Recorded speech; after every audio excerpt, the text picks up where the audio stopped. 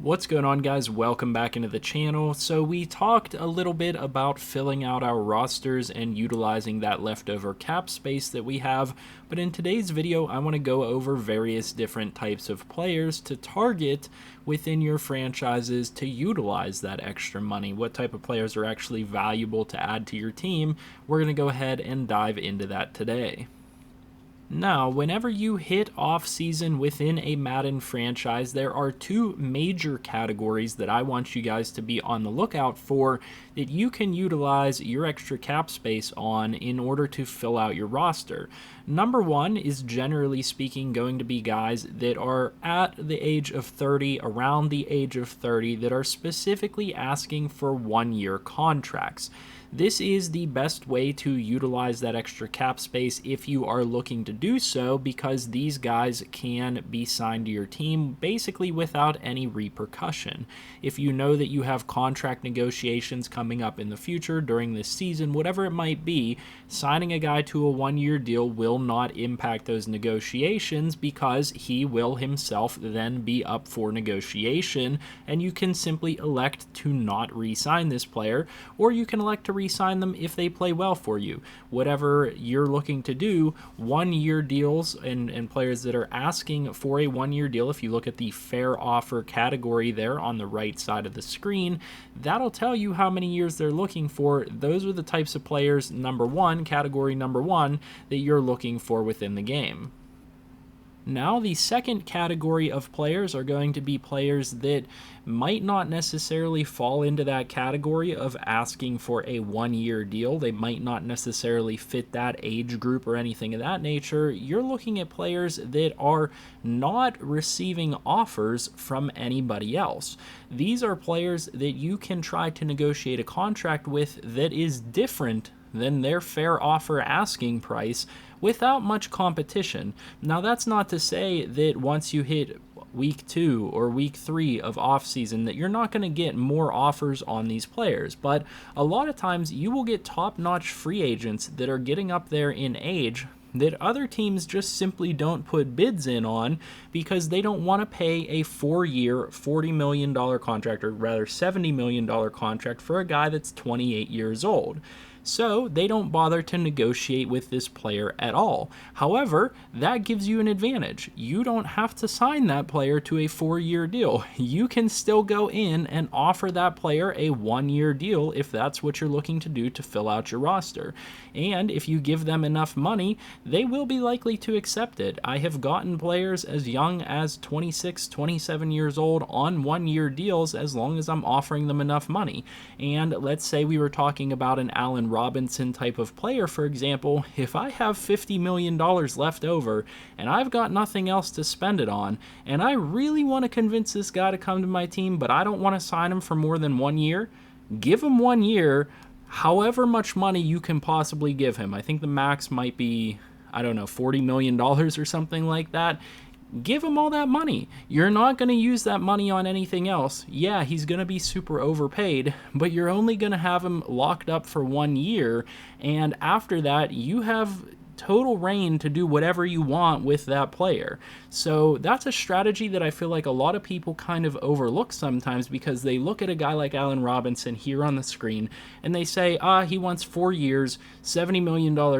I don't want to give that to him. Well, you don't have to give him exactly that. You can give him a 1-year offer, and if it's big enough and nobody else bids on him, you have a really good shot at actually getting that player. So keep that in mind. That's the second category that we're looking out for. In terms of player skill, what exactly are we looking for with these older players in order to fill roster spots on our team? Well, there are quite a few things that you want to look for with these players. Number one, you want to look for a base physical skill set. You're not going to want to sign an older player that has, for example, a cornerback or a free safety. You're not going to want to sign an older player that has less speed than you want to have on the team. However, adding an older player like an Earl Thomas, for example, that has maybe 1 or 2 less speed than you'd really like, is going to be potentially a really good backup for you. And the reason being is, yeah, your backup might be a 70 overall with 92 speed. but that player's not going to do his job quite as well as Earl Thomas will. And so sometimes it is worth trading off those physical attributes a little bit in comparison to other lower overall players that you might have on your team that are younger or whatever they might be. It might be worth bringing in a guy that is slightly less physical, less athletic than you normally would. Now, like I said, you're not going to try to sign a guy that has 82 speed at safety, but if you come across a guy like an Earl Thomas that has 88 speed, that's pretty solid, and that's good enough as an older player to come join your team and help out, because generally speaking, the advantage of these older players and these players that you might be trying to fill your roster with is they have bonus play recognition, awareness, coverage skills, whatever it might be. A lot of these guys have a particular skill set, and the general consensus is that a lot of these guys are going to have improved play recognition and awareness, which is going to help them play well. And so those are the things that you're looking for with these guys whenever you're actually going through trying to maybe offer one-year contracts to players to try to fill roles on your team. Another great example here is Dante Hightower, 83 overall middle linebacker, who is 31 years old.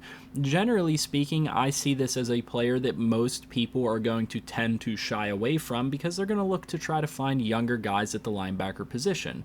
However, this is a guy that I would bring into my team and feel comfortable if somebody else went out with injury or maybe even starting on my team. And there's a reason for this. This guy is the perfect example of what I was talking about before, about a guy that is not necessarily the most physically dominant player in terms of his 81 speed. However, he has phenomenal play recognition and awareness, as well as pursuit and hit power. Those are things that you can expect to see out of older players, that good pursuit, good play recognition, and good awareness. So despite his 81 speed, he might play quicker than a player that has more speed than him. And the reason being for that is he's going to read the play quicker, he's going to diagnose the play quicker, and he's going to get himself in the right position quicker.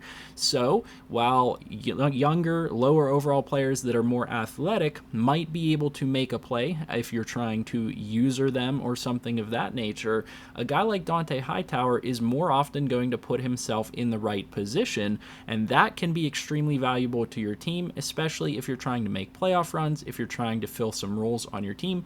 This is a guy that I would consider, if you have extra money, just throw some money his way, try to get him on a one-year deal, and have him rotate in at the various different linebacker positions and try to get some reps behind your starters.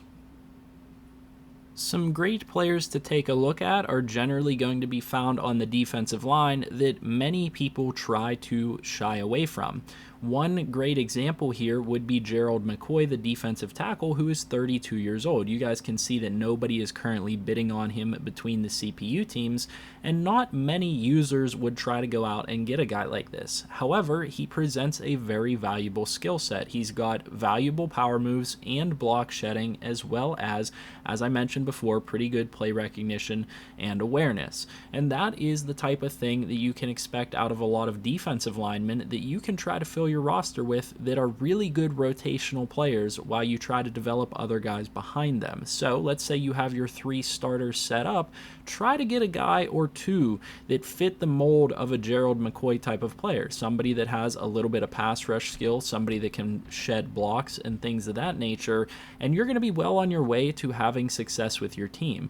You definitely want to try to bring in some guys like this on your defensive line because they're more valuable than you realize, especially when guys start going down with injuries.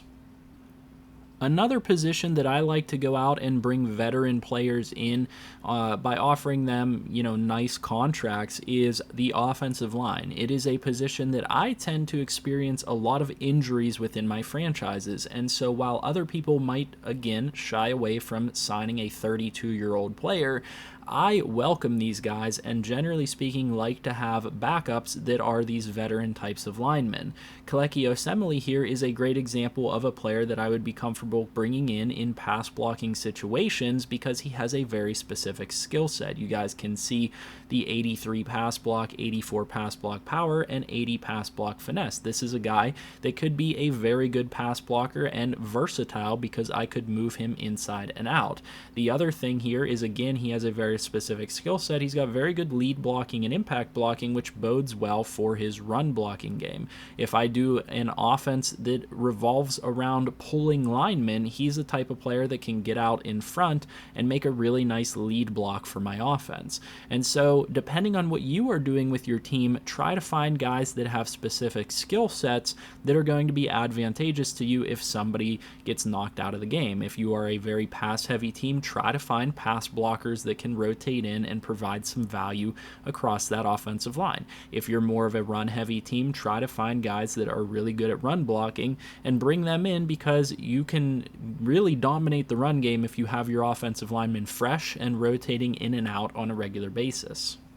And the final position that I want to talk about here, and I could talk about all of the other positions, but I think you guys kind of get the point at this stage, is the running back position here. I want to talk about the running back position because this is somewhere where you can find a lot of value most of the time in franchises. A lot of people let their running backs go out to free agency because, you know, running backs these days are a dime a dozen. You can find one in the draft, you can find one for cheap, and so you can get a lot of value out here on the open market from various different running backs, especially with how many pretty good ones there are. You could go into these guys that are in the 70s and find some pretty solid running backs that wouldn't otherwise be on a team, and they can add some really solid value to your run game. Now, I'm a person that experiences a lot of injuries at the running back position, and so I like to go out for guys that can come in and I can trust to carry the ball. So one of the things that I look for in backup running backs is high carrying. A good example here would be a Leonard Fournette type of player that has really good athleticism, really good trucking, really good strength, and very, very good at carrying.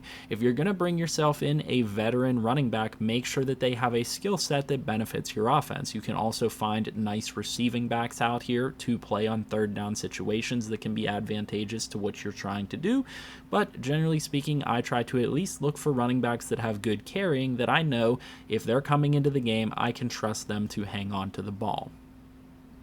So with that being said, hopefully you guys found some of the information in this video useful. Hopefully it is something that maybe at least piqued your interest, or maybe gave you some ideas for what you're going to do with your teams or your franchises in the future. If it did, leave a like on the video, comment down below, and subscribe to the channel if you're new. I'll see you guys in the next video, and I hope you have a good one.